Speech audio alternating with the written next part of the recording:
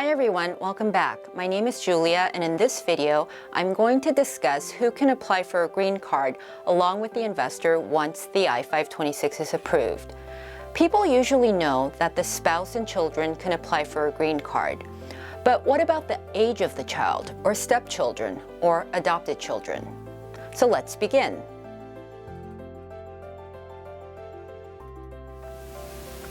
Once the investor's I-526 is approved, the investor and his or her family members will apply for the green card together. Getting a green card is a two-step process. The first step is the immigrant petition process, which would be the I-526 in the case of EB-5.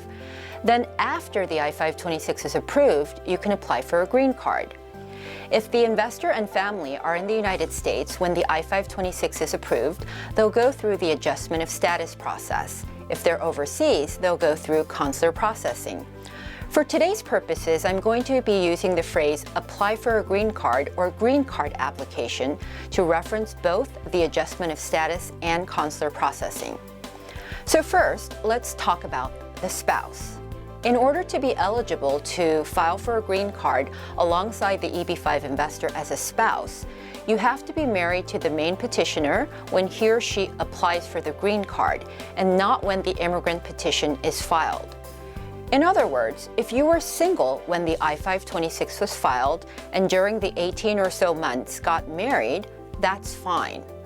Or, as was in the case of one of our investors, if you got divorced while the I-526 was pending, then remarried, your new spouse would be able to file for the green card, but not the old spouse.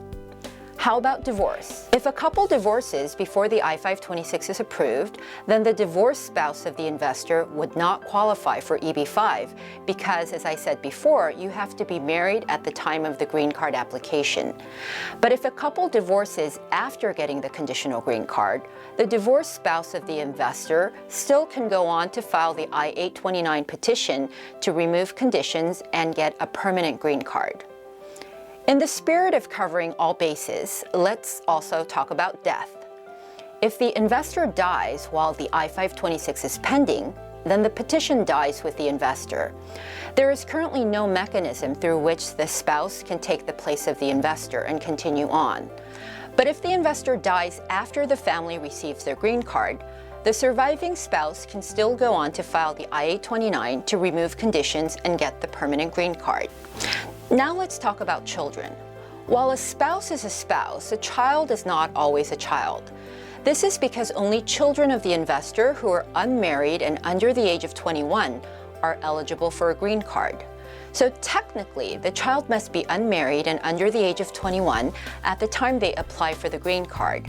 However, because of a law called the CSPA, which is the Child Status Protection Act, as long as your child is under the age of 21 when the I-526 is filed, they will also be able to get an EB-5 green card along with you, even though they are over 21 when the I-526 is approved and they're applying for a green card. But there are two big caveats here. This is not the case for investors who are born in mainland China, which, by the way, doesn't include people born in Hong Kong, Taiwan, or Macau. This is because China is the only country caught up in the EB-5 visa backlog currently, and so the investor's children will age out at a certain point. Also, a question I sometimes get related to this is, what if the investor is born in China, but the child was born in Hong Kong or maybe even another country? Even then, unfortunately, the child would not be able to bypass the backlog because a derivative applicant cannot get the green card before the main applicant, which would be the parent or the investor. The other caveat is that I'm only talking about EB-5. Different countries have different backlog numbers for different visa categories. Whether or not a child ages out depends on the line for each country for different visa categories.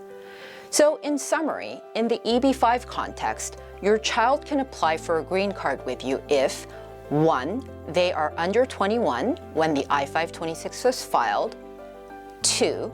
They're still unmarried when they apply for the green card, and 3. The investor who filed the I-526 was not born in mainland China. The closest we've cut this was for one investor whose son turned 21 about a week after the I-526 was filed, and he had no problem getting his green card even though he was 23 when he applied for the green card. Now, let's talk about stepchildren. Stepchildren will also qualify as a derivative applicant if they were under the age of 21 when the I-526 was filed, just like biological children. However, in the case of stepchildren, there's one twist. The step-parent-stepchild relationship must have been established before the child turned 18. But in the case of EB-5, this is not really a prohibitive requirement, because in EB-5, unlike other visa categories, you have the luxury of picking the main petitioner. Finally, adopted children will also qualify as a derivative applicant if they were under the age of 21 when the I-526 was filed. However, the twist there is that the child must have been adopted before he or she turned 16 in order to qualify. I hope you found the information helpful. Please subscribe to our channel to learn more about EB-5. Thank you.